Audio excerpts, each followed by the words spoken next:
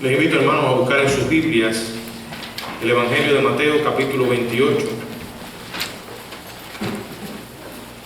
Las palabras de Jesús, que forman parte de lo que conocemos como la Gran Comisión, específicamente el verso 18, donde dijo el Señor: toda potestad me es dada en el cielo y en la tierra.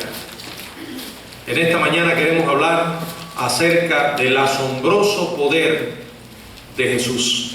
Padre, gracias te damos en esta hora por la oportunidad que tú nos concedes nuevamente de ocupar este lugar para traer tu palabra. Señor, en tus manos nos ponemos. Reconocemos nuestra incapacidad humana y pedimos, Señor, que a través de tu Espíritu, Señor, hables a tu pueblo. En el nombre de Jesucristo. Amén. Bueno, los milagros forman parte de la palabra de Dios. Ellos, por lo general, corrigen los problemas que son, entre comillas, imposibles dentro de la estructura normal de la vida. Los milagros nos recuerdan a nosotros, como le recordara el ángel en aquella ocasión a María, cuando dijo en Lucas 1:37, porque nada hay imposible para Dios. El hombre, por haber elegido pecar y continuar haciéndolo, con frecuencia enfrenta situaciones humanamente sin salidas. Usted se ha encontrado en algunas de ellas, yo también, todo ser humano nos ocurre. Pero gracias a Jesús, que es el que marca la diferencia en nuestras vidas, aquel que, como acabamos de leer, dijo: toda potestad me es dada en el cielo y en la tierra, aquel que es el mismo ayer, hoy y por los siglos, aquel que es Dios todopoderoso. Gracias a Jesús podemos contemplar la vida como una serie de grandes oportunidades brillantemente disfrazadas de situaciones sin salida. Gracias a Jesús, quien es todopoderoso. No solo alguien que tuvo enseñanzas extraordinarias como las que consideramos en el mensaje anterior, cuando habló del perdón, del amor, sino además porque realizó milagros extraordinarios. Realmente no podemos leer los evangelios sin quedar impactados profundamente con los milagros de Jesús.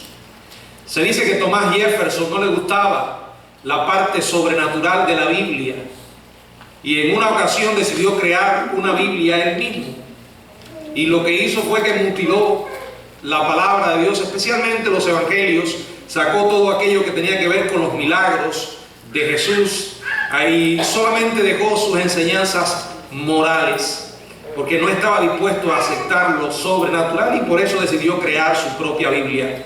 Algunos quieren crear su propio Jesús, pero se olvidan que el Cristo de los evangelios no solamente fue alguien que dio enseñanzas extraordinarias, sino que hizo cosas extraordinarias. Jesús, el Jesús de la Biblia, es Dios todopoderoso. Y por eso quiero invitarles a que juntos reflexionemos en ese asombroso poder de Jesús. Estoy seguro que esto será para su vida una inyección que ayudará a aumentar su fe. Una inyección de fe, podríamos decir, una inyección que va a refrescar los conceptos que usted tiene de Jesús. Vamos a observar las manifestaciones del poder de Jesús, y quiero invitarles a que consideremos ese poder en varias áreas, siguiendo milagros que Jesús realizó en los evangelios. Vamos a ver el poder de Jesús sobre lo trivial. Vamos a ver el poder de Jesús sobre la distancia. Vamos a ver su poder sobre el tiempo, su poder sobre la insuficiencia, su poder sobre la naturaleza, su poder sobre la tragedia y, en último lugar, su poder sobre la muerte. Y mientras viajemos por estos milagros que aparecen en los evangelios, Recuérdese a sí mismo una y otra vez que este es el Jesús en el que usted ha creído. En primer lugar, poder sobre lo trivial. ¿Cuántas veces no nos hemos dicho a nosotros mismos, esta situación que estoy viviendo no tiene tanta importancia como para que yo decida ponerla en las manos del Señor?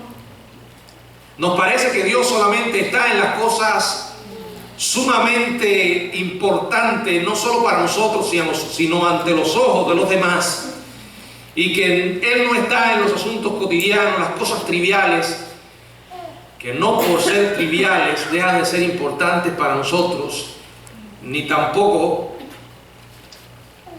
dejan de ser oportunidades para que el Señor manifieste su poder.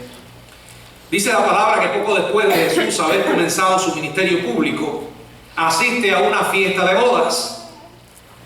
Pero a alguien se le había olvidado hacer un pedido suficiente de vino, lo cual en aquella cultura era realmente una gran y humillante metedura de pata. Cuando la madre de Jesús se da cuenta del gran problema se lo comunica a su hijo sin titubear. Después de un breve diálogo, ella dejó en manos de Jesús esta situación conflictiva y dijo a los criados: haced todo lo que Él os diga. Y luego regresa a la fiesta. En el Evangelio de Juan, en el capítulo 2, los versos del 7 hasta el 11, podemos leer lo que la palabra del Señor dice. Jesús le dijo: llenad estas tinajas de agua, y las llenaron hasta arriba. Entonces les dijo: sacad ahora y llevadlo al maestresala. Y se lo llevaron. Cuando el maestresala probó el agua hecha vino, sin saber él de dónde era, aunque lo sabían los sirvientes que habían sacado el agua, llamó al esposo y le dijo: todo hombre sirve primero el buen vino, y cuando ya han bebido mucho, entonces es el inferior, mas tú has reservado el buen vino hasta ahora. Este principio de señales hizo Jesús en Caná de Galilea y manifestó su gloria, y sus discípulos creyeron en él. Quiero que observen porque este milagro tuvo algunas peculiaridades. Como por ejemplo, yo no encuentro aquí ningún anuncio dramático, tampoco encontramos alguna especie de abracadabra, ¿verdad? No hay ningún truco, ningún aplauso. Jesús simple y calladamente hizo uso de su derecho divino y transformó una situación embarazosa en un éxito social para la familia del novio. La realidad es que nadie habría sufrido mucho si él no hubiera actuado. Lo que estaba en juego en realidad no era algo que podríamos llamar de singular importancia. Incluso alguien pudiera considerarlo como algo trivial, ¿verdad? Sin embargo, aquella era una situación difícil para sus amigos. Aquella era una situación importante para sus amigos. Y si para ellos era importante, para Jesús también. Considera por un momento la situación en la cual te encuentras. Probablemente caiga dentro de esta clasificación. Algo que estás considerando trivial, sin tanta importancia, que te parece que no vale la pena molestar a Dios por eso. Si te preocupa, si absorbe tus pensamientos, si es motivo de desvelo, para el Señor lo es. Él está dispuesto a orar en medio de esa situación, sin importar lo que se trate. Curiosamente, Jesús decide intervenir y llama una señal a lo que había ocurrido en aquel momento. Después de haber utilizado su poder para realizar un sencillo acto de bondad a favor de una familia necesitada, la fe de los discípulos se hizo más profunda. O sea, nuestra fe La fe del Señor que nos ha dado no solo se fortalece mirando grandes cosas, ¿verdad?, llenas de espectacularidad, y que todo el mundo queda pasmado ante la demostración de poder divino. Nuestra fe también se robustece en los días cotidianos, en las situaciones diarias que enfrentamos, en medio de aquellas cosas que para otros pueden parecer sin importancia, pero para nosotros son importantes. Recuerde esto: Dios es Señor en todo en nuestra vida, y la Biblia dice claramente que hasta los cabellos de nuestra cabeza están todos contados. Y también dice que Dios está pendiente de todas nuestras necesidades, y muchas veces antes que nosotros le pidamos. Bueno, no muchas veces, siempre. Él sabe todo antes de que ocurra. Jesús tiene poder sobre lo trivial. ¿Lo crees? Si hasta ahora sigues reteniendo esto que te está ocurriendo porque crees que no debes ponerlo en las manos del Señor, mi pregunta es: ¿qué estás esperando para hacerlo? Jesús no solo tiene poder sobre lo trivial, sino que además tiene poder sobre la distancia. Poco tiempo después, Jesús y sus discípulos vuelven a Caná, cuando un acaudalado aristócrata, sin duda un saduceo, oye la noticia, viajó desde su hogar en Capernaum, a Caná, por un asunto urgente. Bueno, para un padre, el asunto quizás más urgente que podría ocuparle, que es un hijo que se estaba muriendo. La Biblia dice en el Evangelio de Juan, en el capítulo 4, verso del 47 hasta el 49, donde podemos leer: cuando oyó que Jesús había llegado de Judea, vino a él. Piense por un momento la desesperación que estaba viviendo este hombre. Al escuchar de Jesús una puerta de esperanza, de luz, se le mostró en el camino. Vino a él y le rogó que descendiese y sanase a su hijo, que estaba a punto de morir. No era una enfermedad cualquiera, pasajera, era una enfermedad mortal. Entonces Jesús le dijo: si no viereis señales y prodigios, no creeréis. El oficial del rey le dijo: Señor, desciende antes que mi hijo muera. Observemos la respuesta de Jesús. ¿Cuánto más tranquilizador habría sido para el Padre que Jesús se hubiese levantado, mirado en dirección a Capernaum y gritar allí estas palabras: sed sano, ¿verdad? Y aún mejor, que hubiera extendido sus brazos, lanzando allí su poder sanador sobre la gran distancia. Claro, como algunos hoy en día se creen que Dios despliega el poder de esa manera, y están estos payasos que se quitan la chaqueta y la tiran, y la gente se cae. Si ellos son payasos en tirar la chaqueta, más payasos son los que se caen. Y en realidad, humanamente hubiésemos querido pensar las cosas de una manera, o que hubiesen ocurrido de una manera distinta, pero el Señor Jesucristo, demostrando lo que dice la Biblia: mis pensamientos no son vuestros pensamientos, en vez de eso, le dice tranquilamente a este padre desesperado: vete a tu casa, tu hijo se pondrá bien. Leemos versos 50 en adelante. Jesús le dijo: ve, tu hijo vive. Y el hombre creyó la palabra que Jesús le dijo y se fue. Cuando ya él descendía, sus siervos salieron a recibirle y le dieron nuevas diciendo: tu hijo vive. Entonces él les preguntó a qué hora había comenzado a estar mejor. Y le dijeron: ayer a las 7 le dejó la fiebre. El padre entonces entendió que aquella era la hora en que Jesús le había dicho: tu hijo vive, y creyó él con toda su casa. Jesús habló con sencillez. La lección no estuvo nada complicada. Yo digo, tú crees en mi palabra y tu hijo se pondrá bien. Eso fue lo que Jesús enseñó. Nosotros complicamos las cosas, ¿verdad? Complicamos las cosas que Dios ha hecho sencilla cuando vemos al mundo a través de los ojos humanos y cuando vemos las cosas como resultado de nuestros pensamientos humanos y carnales. Por ejemplo, los seres humanos queremos ver para después creer, y eso es falso, engañoso. La experiencia humana demuestra, por lo que muchas veces quizás nosotros hemos vivido o hemos visto a otros vivir, que la gente puede ver y aún así no creer. De hecho, la palabra lo registra. Puede haber alguna nación más privilegiada en esta tierra que Israel en cuanto a ver, y sin embargo, muchas veces no creyeron.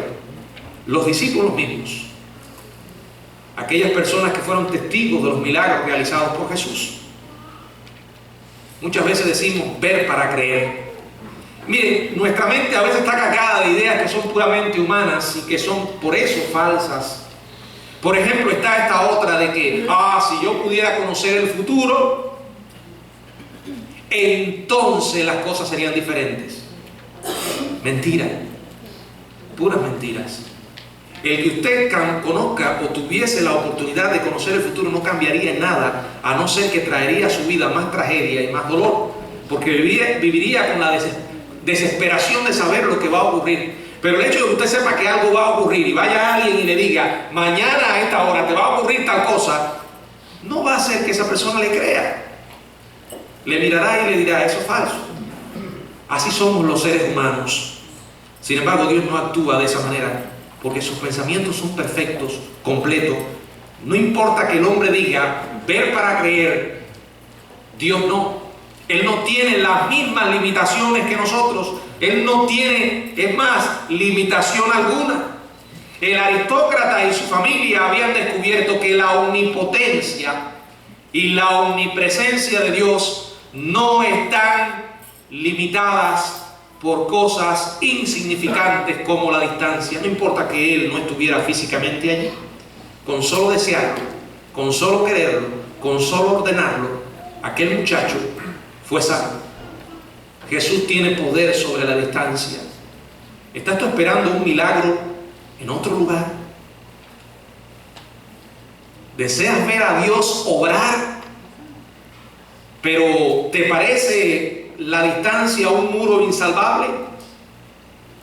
Para Dios no es un límite. De hecho, la Biblia enseña que Dios es omnipresente. Dios está en todas partes y su poder se manifiesta en cualquier lugar. Jesús no solamente tiene poder sobre lo trivial, poder sobre la distancia, también tiene poder sobre el tiempo. A veces llegamos a creer que porque algo lleva mucho tiempo, no va a cambiar, ya sea una enfermedad, un corazón endurecido, una situación embarazosa con la cual llevo mucho tiempo arrastrando. Para Él nada es imposible. Tenemos la tendencia a pensar que cuanto más tiempo tenga algo, más difícil será cambiarlo. Tal vez porque el tiempo sabe cómo cementar la realidad en nuestra mente y formar una barrera impenetrable contra la esperanza. Pero en cuanto a Dios, no es barrera. La Biblia dice en Juan capítulo 5, versículos 2 y verso 3, y hay en Jerusalén, cerca de la puerta de las ovejas, un estanque llamado en hebreo Betesda, el cual tiene 5 pórticos. En esto yacía una multitud de enfermos, ciegos, cojos y paralíticos, que esperaban el movimiento del agua. Dice el verso 4, porque un ángel descendía de tiempo en tiempo al estanque y agitaba el agua, y el que primero descendía al estanque después del movimiento del agua quedaba sano de cualquier enfermedad que tuviese. Bueno, este complejo de 2 estanques estaba rodeado de pórticos. Estaba justo debajo de la esquina nororiental del templo de Herodes, Y parece que esto era una especie de sanatorio religioso. Miren, quiero explicar algo. El hecho de que aquí diga que un ángel descendía, tenemos que entender las cosas a la luz de su contexto y no tener la mente un poco cuadrada. Este lugar era un santuario, un sanatorio lleno de superstición. Así que eso de que el ángel descendía era una creencia que ellos tenían, de que un ángel descendía. Yo no estaba descendiendo ningún ángel, nunca descendió ningún ángel. Los griegos, por ejemplo, esto era un templo levantado a Esculapio, un santuario. Ellos creían que el Dios de la medicina y de las curaciones era el bienhechor y compasivo salvador de los enfermos. Cuando Jesús llega a Jerusalén para celebrar una de las fiestas judías, visita el sanatorio de la ciudad. Durante su visita, se acerca un hombre que había estado debilitado por la enfermedad por casi 40 años. Otro detalle que quiero decirles: Dios no actúa de esa manera mandando un ángel para que los demás se maten como bestias tratando de llegar allí y curarse. ¿Se dan cuenta de lo que les quiero decir? Las sanidades de Dios no son así. Y en realidad hacía 40 años que este hombre estaba enfermo. Piense en esto: 40 años. No estamos hablando de un año, no estamos hablando de 3. Estamos hablando de 40 años enfermo. Toda una vida en aquel tiempo, considerando lo que la gente vivía. Dice el verso 6 y el verso 7. Cuando Jesús lo vio acostado y supo que llevaba ya mucho tiempo así, le dijo: ¿quieres ser sano? El Señor le respondió: Señor, le respondió el enfermo, no tengo quien me meta en el estanque cuando se agite el agua, y entre tanto que yo voy, otro desciende antes que yo. Aparentemente la superstición prometía que la agitación del agua ofrecía una curación especial a los que pudieran llegar hasta ella. Pero el hombre estaba solo, hermano. Y es una cruel ironía que la carrera hacia el estanque la ganaba quien estuviera más capacitado físicamente para poder llegar primero. ¿Cuántas noches este hombre habría implorado una visita de Esculapio en sus sueños? Sin embargo, allí apareció alguien totalmente diferente a lo que ellos creían, con un poder asombroso. Alguien que dice la palabra